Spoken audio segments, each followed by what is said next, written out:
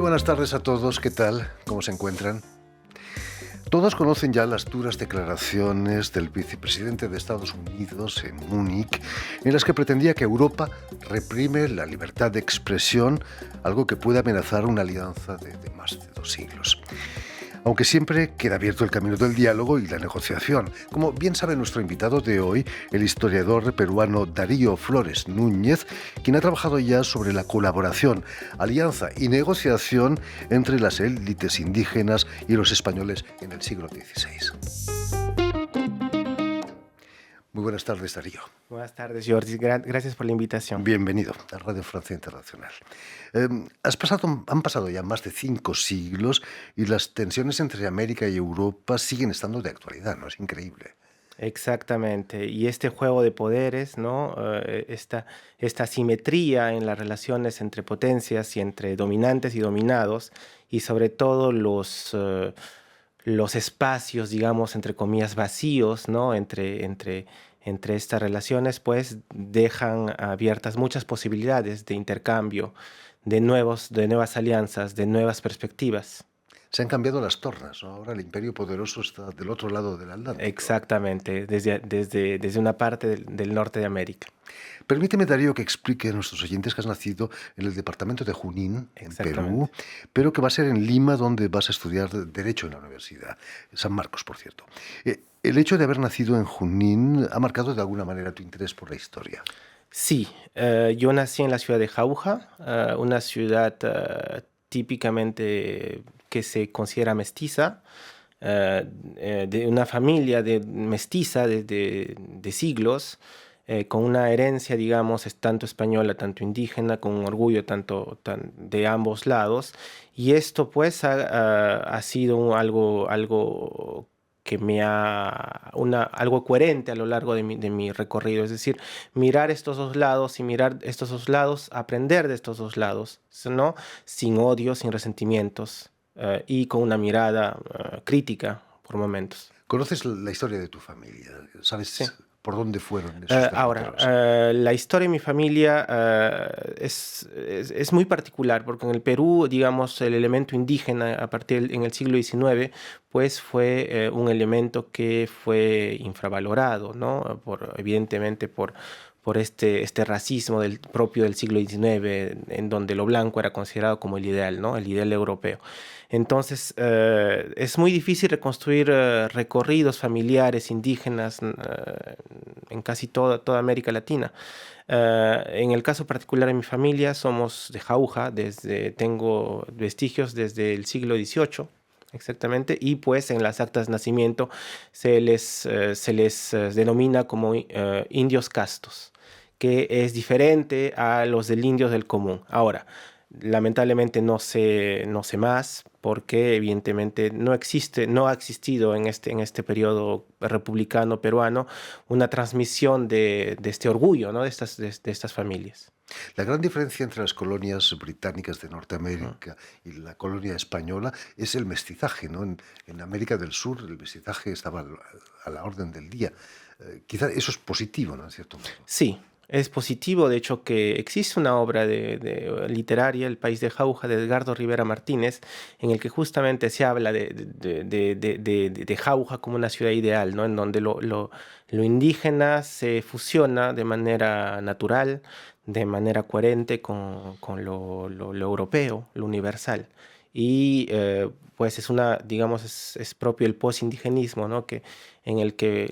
Y de hecho que en la historia también se ve eso, ¿no?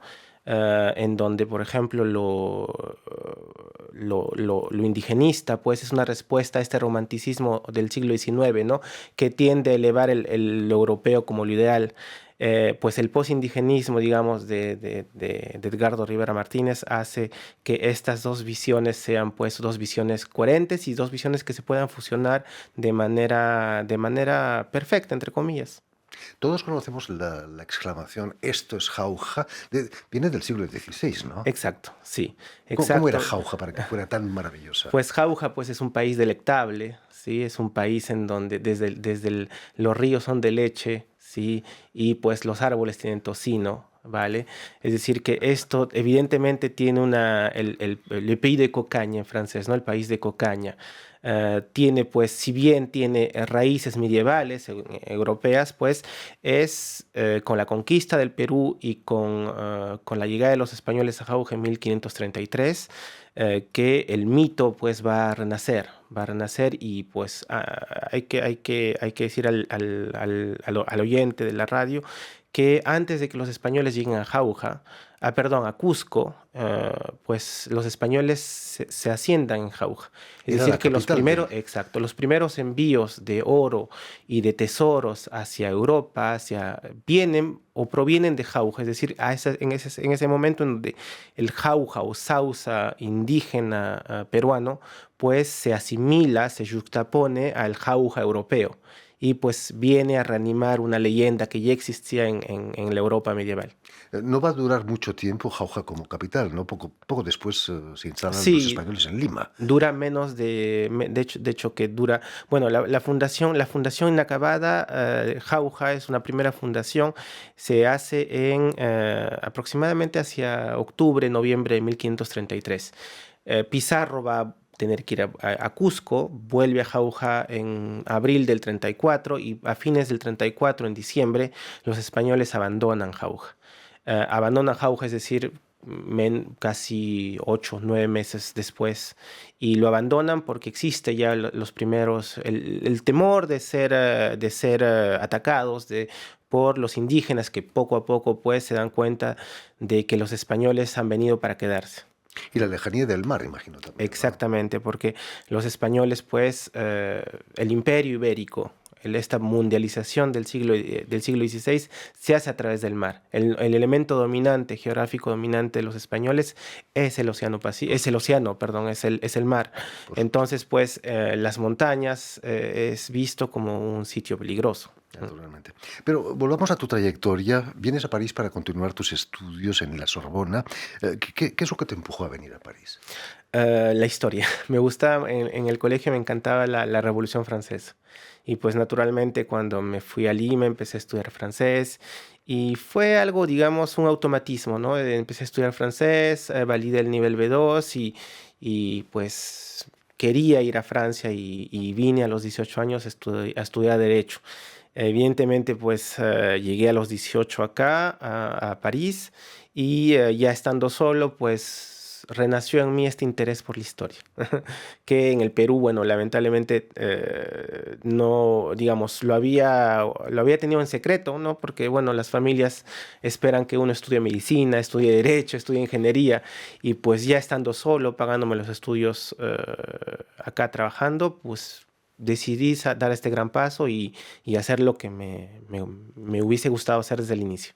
Aunque para un historiador los estudios de derecho son algo muy positivo, ¿no? Sí, Te da una sí. visión más amplia Exacto, de la y los historia. 2, 3 años que pasé en San Marcos pues, fueron también una experiencia en la Universidad de San Marcos de Perú fue una experiencia muy positiva para mí. En la Sorbona, Darío, obtienes el año pasado un doctorado de estudios románicos con una tesis sobre la colaboración, alianza y negociación entre las élites indígenas y los españoles en el siglo XVI. Había que clarificar el papel que jugaron las élites indígenas, que no es tan dicotómico como se cree. Exacto, es decir, que primero hay que hacer es decir,